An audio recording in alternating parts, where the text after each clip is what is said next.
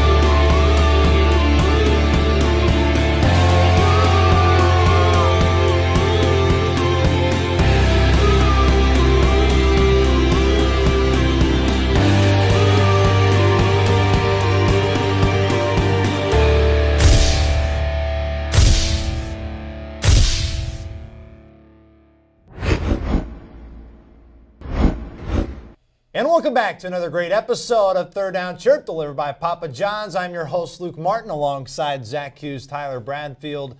Fellas, we'd like to say that everything well is here in Muncie after the North Texas game, but unfortunately the Cardinals just come up short in their first road test of the season. They faced a little adversity down there in Denton, Texas, but if you look at the big picture, it's a non-conference road game. This really doesn't hurt them at all in the MAC, so still they have all their goals intact, and it was a tough loss, but still everything's intact for Ball State. It was a tale of two halves. It came out in the first half just on fire offensively. They were getting stops defensively.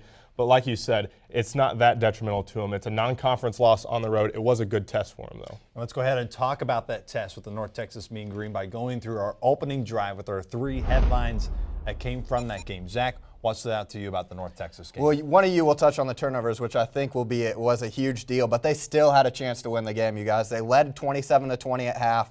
They had the ball in the fourth quarter to drive and tie it, but it's the third down conversions for Ball State in the second half. Ball State was 2 of 7 in the second half on those conversions, and their time of possession was only 10 minutes. On the flip side, North Texas, they hit the ball for nearly 20 minutes, and they were 7 of 10 on third down. So you take 2 or 3 of those third down conversions away for the Mean Green, and Ball State's right there, and they're still in the game. They just need to get off the field on third down if you're on the defense. Well, I'll bring up turnovers, as you alluded to it, Zach. Entering the game, Ball State so far this year had been pretty good on turnovers. They had only given up 1 turnover. That was a Horatio Banks fumble in the Army game. Against North Texas, 5 turnovers to North Texas. 1, Luke, they were -4. Keith Winning threw 2 interceptions, and up to that point he had thrown 150 consecutive passes without throwing an interception. So turnovers were a huge deal in this game. And my headline for the North Texas game is, man, trying to get rid of that injury bug for Ball State. They were having those health issues here early on in the season. And Coach Limbo talked about in his press conference, he's like, hey, it's football. You got to deal with it. Next man up. He's like, there were a lot of young guys that went in, and he was at Conway on defense winning, Aaron Taylor and others. Said, hey, he was happy with their performance, but we expect much better. We expect to play clean football, but next man up. He's like, Jawan Edwards, hoping to have him back. Jonathan Newsom's been out. Hey, injuries are part of the game of football. You just got to live with it. You got to battle back. And that's what the Cardinals got to do this weekend as they head to Eastern Michigan, which is a tough, rugged football team that Coach Limbo has a lot of respect for. Before we talk about the Eastern Michigan Eagles, let's relive the North Texas game by going through our Sounds of the Game segment as you hear Tyler Bradfield's calls from WCRD Sports Link Radio of the recap of the North Texas loss.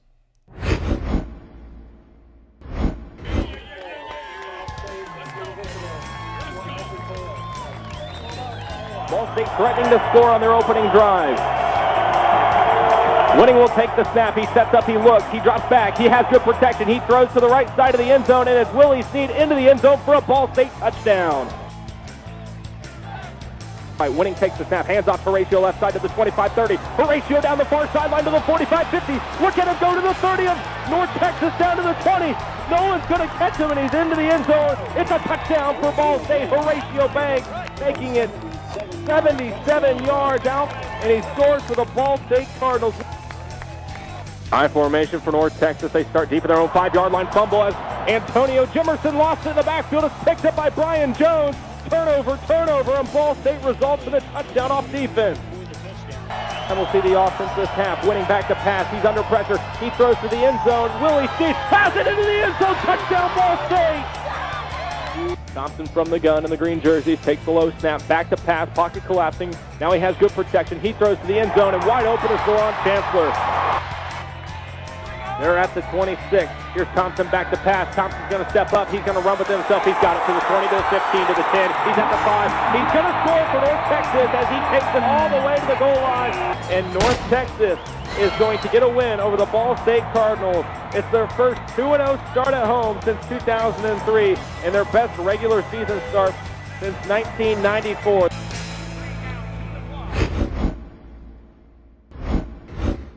Ball State's first road test of the season did not go the way the Cardinals won it, losing 34-27 to the North Texas Mean Green for the second straight time. Last time we talked about on the show last week was 2009.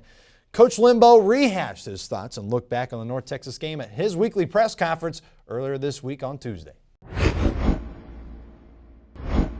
You know, we've had more than our fair share of injuries early this season, and that's football. You know, that you just have to deal with it, and you don't make excuses about it. We never have, we never will. You know, you deal with it and you keep moving forward. Here we are going into week 4 of the season, and I think we're getting a better handle of who we are. And you just heard Coach Limbo talking about that North Texas game. Was disappointed with the outcome, but a lot of football left to be played, which includes Eastern Michigan this weekend, the MAC opener, that Mid-American Conference. It's a brand new season for Ball State, so let's get started by looking at this Eastern Michigan football team and getting to know them. Well, their segment, Getting to Know the Eastern Michigan Eagles. Well, you've guessed it, they're from Eastern Michigan, up there in Ypsilanti. Their head coach is Ron English, who has Big Ten coaching experience. He coached at the University of Michigan under their legendary head coach, Lloyd Carr. The Eagles are coming off a very competitive road loss to Rutgers. They battled, and Coach Limbo says this is a much improved Eastern Michigan team. He says this is the most competitive Eastern Michigan team that they will play, and that includes a team that almost knocked them off 2 years ago at home. A last-second field goal by Steven Schott is what they needed, and last year at home, scary for the first half, but Ball State was able to pull through. And it's homecoming up there in Ypsilanti, so you know all the Eagles fans are going to be excited. So that means it's going to be a tough job for Rich Skrosky and Jay Bateman preparing for the Eagles, as now we jump into our third Down Chirp scouting report with offensive coordinator Rich Skrosky and defensive coordinator Jay Bateman.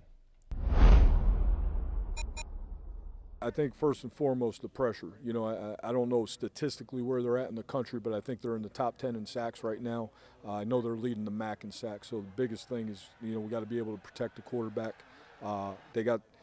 They do it 2 ways. One, I think they got some individuals that can rush the quarterback, and they're not afraid to bring pressure. So our blitz pickup has to do a great job. Well, they run about every play in the book. So, you know, it's not like most people we play, we say, okay, they're going to run this play or that play. They're going to have this running play or that pass play. And they run every play in the book, a lot of formations, a lot of shifts. So they force you to do some things, you know, that maybe you don't want to do as far as, you know, matchups because of all the different formations. So it's going to be a challenge for us. I think the quarterback's really playing well. The tailback's really good, number 30. I think the tight end, number 88, caught 2 touchdowns against us 2 years ago up there. Those 2 are good players, and I think number 2, who, you know, Demarius, who we wanted really bad when he came out of high school. He played with Horatio, you know, went there to play receiver, can run with anybody, you know. So they've got good players, and I think the quarterback's really executing well. Once again, a huge thanks to Rich Skrosky and Jay Bateman for talking to us this week for a scouting report. Now it's time to get the real scouting, right, with Zach Hughes and Tyler Bradfield. Let's go into our X factors for this football game. It's a big-time football game, MAC opener. So, Zach, who are you looking for from Ball State to have a big weekend? Well, my X factor for Ball State is on the defensive side of the ball. The defense kind of struggled last week against North Texas. He only had 3 tackles against North Texas, Tyler. And cornerback Jeffrey, my X factor is Brian Jones, but cornerback Jeff Garrett led the team in tackles with 8 tackles, and it's never good when your defense is led by the cornerback in tackles. It's time for Brian Jones to kind of step up. I know you guys remember the name Laramie Lee from that North Texas game. He had a couple big hits, forced some fumbles for North Texas. But I know Brian Jones, he had the fumble recovery for the touchdown, and the offense had the turnovers, but it's time for him to kind of step up and lead this defense as an older player. Well, I'll go on the offensive side of the ball, Zach, and that's Jordan Williams as my X factor, because you know Ball State, they're going to put up points offensively. Willie Snead's going to be Willie Snead. Jamil Smith's going to be Jamil Smith. If Jordan Williams can get into that mix, because Eastern Michigan thus far has had a pretty good pass defense. They're second in the MAC in yards allowed at just under 200 yards through the air. They're third in the MAC in pass defense efficiency. So if we can get a third wide receiver in the mix like Jordan Williams, this offense is going to be hard to stop, especially if they're going right at Eastern Michigan's pass defense. Well, guys, I have been on a roll with my X Factors the past 2 weeks. They've been Jonathan Newsom, Eric Patterson. Neither of them ended up playing in the game on Saturday. So maybe this is some kiss of death, but I'm going to go kind of broad here, but I'm going to go just the senior class. When you have a tough loss on the road, a game where most of your fan base, where just most of the common people expected you to win, there's going to be a lot of negativity this week saying, it's Ball State. You know, they cannot be that 9-10 win team. This is where you turn to the senior leadership of your football team. That's why that is my X factor. Hopefully the whole senior class does not play this weekend, because we would be in trouble if that happened, if you're a Ball State, from a Ball State perspective. But my X factor is that senior class. It is going to be a very important weekend for them, trying to bounce back from that North Texas loss. Well, one guy that was able to play in that North Texas game has had some injury issues this year is Chris Schillings. Now we get to know Chris Schillings just a little bit better with our Papa John's Slice of Life segment.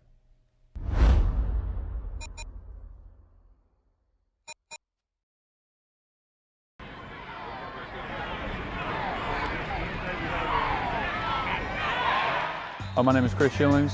I'm a junior. I'm from Columbus, Indiana, and I'm a wide receiver. I really didn't play too many organized sports growing up. I did play a year of flag football when I lived in Texas, and I played a year of tackle in 3rd grade. But after that, I didn't play until I got into high school, and when I got into high school, I played football, basketball, track. I got into everything. If I could be any, I'd probably be Batman, for real, because I don't know, Batman's the coldest, for real, because, I mean, he don't have any superpowers or anything, but he's just he's the smartest. I don't know, I think he's the coolest superhero out there. I went to the camp and they seemed very interested. When I talked to the coaches, they seemed like they had a plan for me, and even after the new coaching staff came in, they still seemed like they had a pretty decent plan for me that I felt comfortable with. And I'm glad I made that decision. I mean, college is fun, but it's been pretty good. Hopefully, next few years are just as good, if not better. And I'm really looking forward to finishing out my college career with a degree.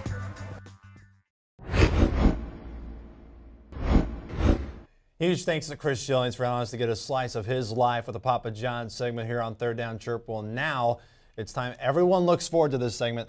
Last week, though, for our final drive, oh boy, it would have been a losing final drive, especially for me in Bradfield. 1-4. Bradfield, what happened last I've been taking week? lessons off of you, that's why. So. Well, that's exactly why. And, of course, the one that had the best record. I will admit that it was only one game. Yes, but thank you. Bradfield went 2-3. I guess me and Bradfield got to say, thank you, Toledo, because if Toledo did not win, we would have went 0-for. I don't know if that's ever happened on Third Down Chirp. We did definitely not want to be the first ones for that. But here we go. It's time to get back into the groove of things. So I feel Bradfield did not steal my notes this week. So that's probably what threw me off last week. But Zach, let's start with you. Eastern Illinois, Northern Illinois. You look at this game, you think NIU should roll. Eastern Illinois, they put up 57 points on a team called Illinois State. They gave Ball State everything they could handle. Should be an interesting game, and it's an in-state rivalry game. Yeah, I think it'll be very interesting. I know you guys need to take some notes off me after winning 2 games last week, just 2. But I like Northern Illinois in this one. They're 2-0. Their 2 games have been at Iowa and at Idaho, so kind of some significant wins. I know Eastern Illinois is 3-0. Jordan Lynch, the quarterback for NIU, he has 8 total touchdowns in those 2 games. I just think Northern Illinois, their first home game, I think they're too much for Eastern Illinois to handle. Well, it's a potential trap game for Northern Illinois because Eastern Illinois, as Luke mentioned, is pretty good. They rolled over Illinois State, who Ball State struggled with in the first half. They've also beat San Diego State. But like you said, Northern Illinois, Jordan Lynch, they're a pretty good football team. I'll take NIU. And I buy that trap argument if they did not almost fall to Idaho a week ago. Hopefully that opened up their eyes. But I like Eastern Illinois. Not against Northern Illinois, though. I like NIU. I know the Eastern Illinois fans, right? He's going to Eastern Illinois.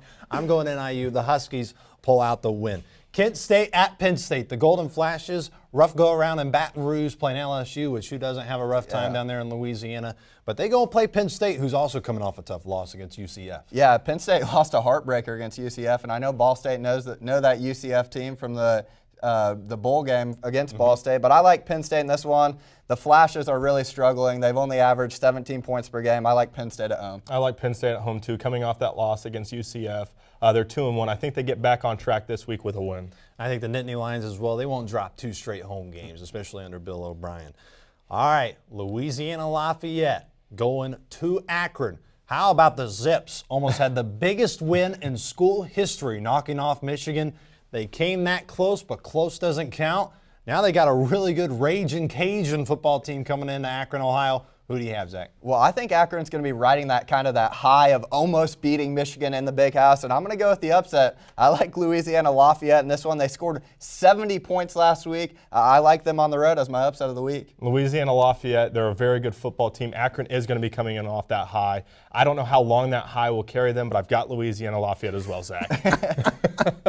I got Louisiana Lafayette as well. They will pull off the win against the Akron Zips. And Zach Mitchell, they put up 70 points on Nicholls State. Nicholls State beat Western Michigan at Western Michigan. So that puts it in perspective. So it should be a big win for the Ragin' Cajuns. Well, now it's time for the game of the week. It is Ball State at Eastern Michigan. First Mid-American Conference game of the year. Zach, do the Cardinals get back on track? I like to think they do. It's a top-tier MAC team to me, in my opinion, with Ball State against a lower-tier MAC team in Eastern Michigan. They need to dominate this game.